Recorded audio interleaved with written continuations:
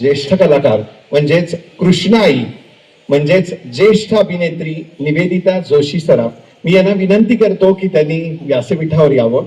एकदा जोरदार टाळ्यांनी त्यांचं स्वागत करूया.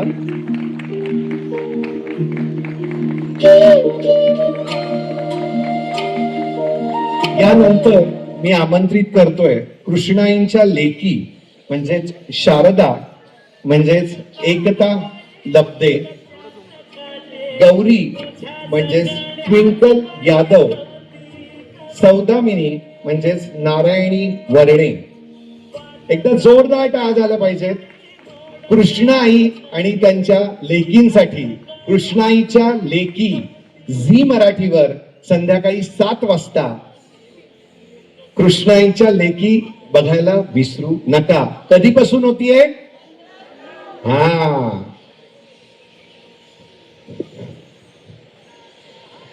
अच्छा, मला खूप छान वाटतंय.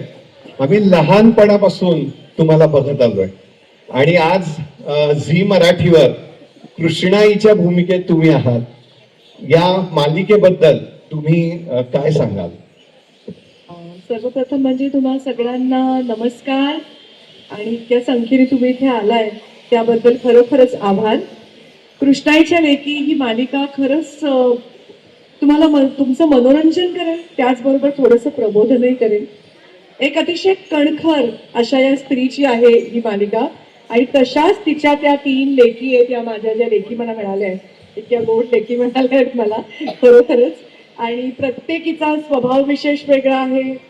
एक अशी स्त्री की जिला फक्त चूल आणि मूल या पलीकडे दुसऱ्या आयुष्यात काही माहित नव्हतं.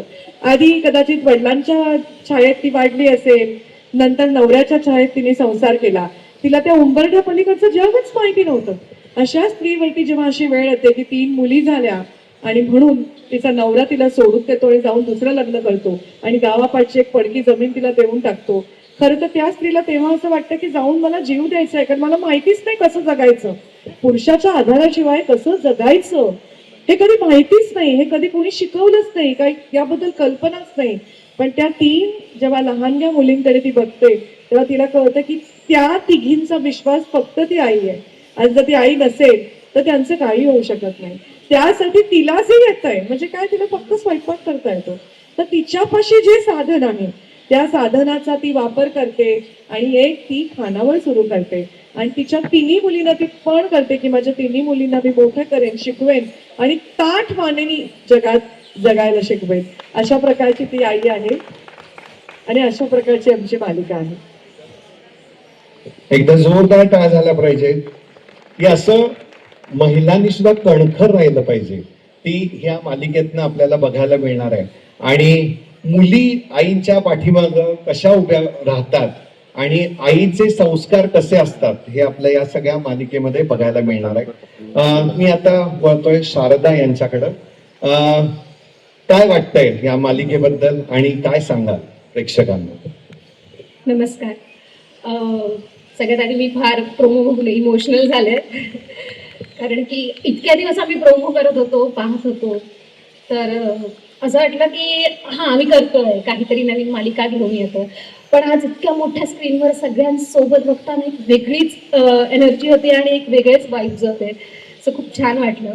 आणि मी असं म्हणेन की पु ल देशपांडेंचं एक वाक्य मी आवर्जून सांगेन की ते म्हणतात की विज्ञानातलं शास्त्र कदाचित आईला कळत नसेल, विज्ञानातले नियम कदाचित आईला माहीत नसतील, पण खऱ्या आयुष्यातले, खऱ्या जगातले संस्काराचे शास्त्र ते आपल्याला आईच्याच खुशीत मिळत असतात.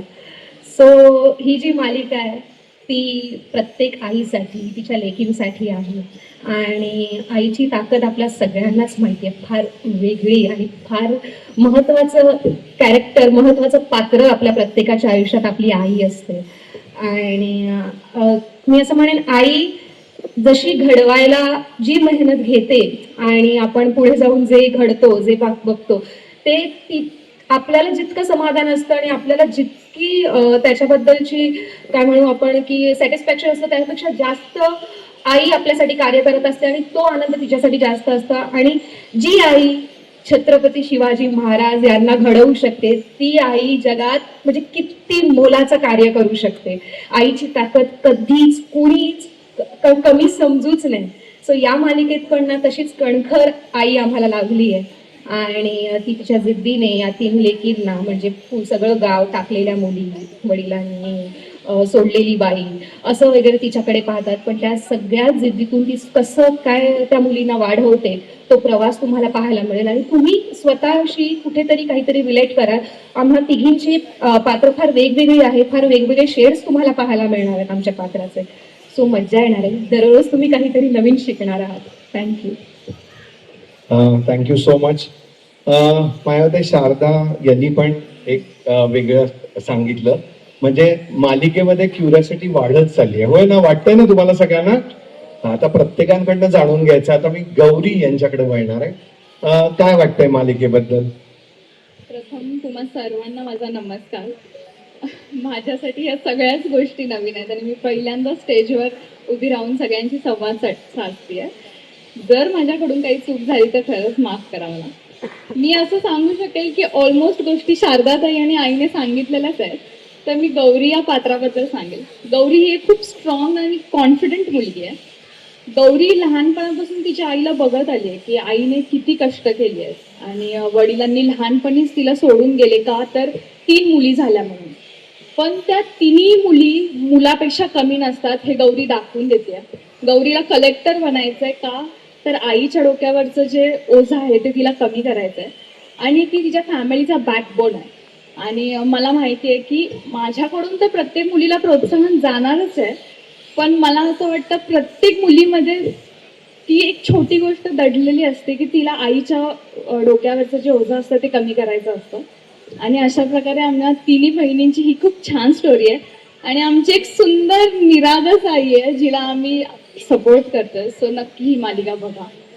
अरे वा, म्हणजे प्रत्येकाकडनं एक वेगळंच आपल्याला शिकायला मिळणार आहे. आणि आई आणि मुलीचं नातं कसं असावं हे या मालिकेतनं जास्त दिसून येणार आहे असं मला वाटतंय. आणि आता सौदामिनी, तिच्याकडे मी वळणार आहे. काय बोलाल? आधी मला विचारायचंय, तुम्ही कितवीत आहात? मी आहे 12वी. अरे वा, एकदा जोरदार टाळ झाला पाहिजे. नमस्कार सगळ्यांना. मी खूप लहान आहे तर माझ्याकडून काही चूक झाली बोलताना तर मला पण माफ करा, कारण मी पण अशी स्टेजवरती वगैरे पहिल्यांदाच बोलते तुमच्यासोबत.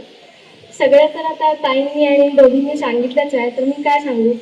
मी पण माझ्या कॅरेक्टरबद्दलच सांगते. माझं नाव कॅरेक्टरमध्ये सौदामिनी आहे. मी सगळ्यात शेंडफळ आहे, छोटं छोटं.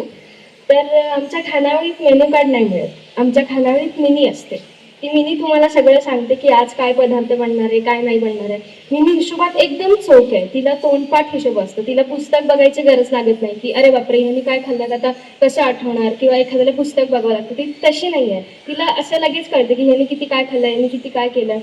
आणि मालिकेबद्दल सांगायचं झालं तर मला असं वाटतं ही खूप वेगळी गोष्ट आहे की एक आई आहे जिला 3 मुली आहेत आणि त्याच्यामुळे तिचे बाबा तिला सोडून गेले आहेत. आणि तो जो एक प्रवास आहे तो खूप छान आहे आणि सुंदर आम्ही दाखवण्याचा प्रयत्न करतोय. आय होप सो तुम्हाला तो खूप आवडेल. तर नक्की बघा आमची मालिका. एकदा जोरदार टाळ झाला पाहिजे. हुशार आणि नाही, मी तेच आता येणारच होतो. आहेत की नाही, तिघी एकापेक्षा एक मुली माझ्या. बघा एकदा जोरदार टाळ झाला पाहिजे. हे संस्कार दिसत आहेत आणि त्याच बाबतीत मी बोलणारच होतो की कृष्णाईचे संस्कार या 3ही मुलींमध्ये दिसत आहेत. आणि म्हणूनच या संस्कारी अशा मालिकेला बघायला विसरू नका. झी मराठीवर 15 जून पासून किती वाजता? 7 वाजता. मालिकेचं नाव काय? एकदम बरोबर. चला तर मग आपण आपल्याला भेटायला आणि 2 व्यक्ती आलेले आहेत. कोण आहेत ते आपण जाणून घेऊया. पण मला असं वाटतंय आपण सगळ्यांनी स्थानापन्न होऊया. नक्कीच. थँक्यू. आम्ही भेट देणार आहे बरं का. कृष्णाईच्या खानावळीला भेट द्यायला विसरू नका. नवी मालिका कृष्णाईच्या लेकी 15 जून पासून दररोज संध्याकाळी 7 वाजता झी मराठीवर.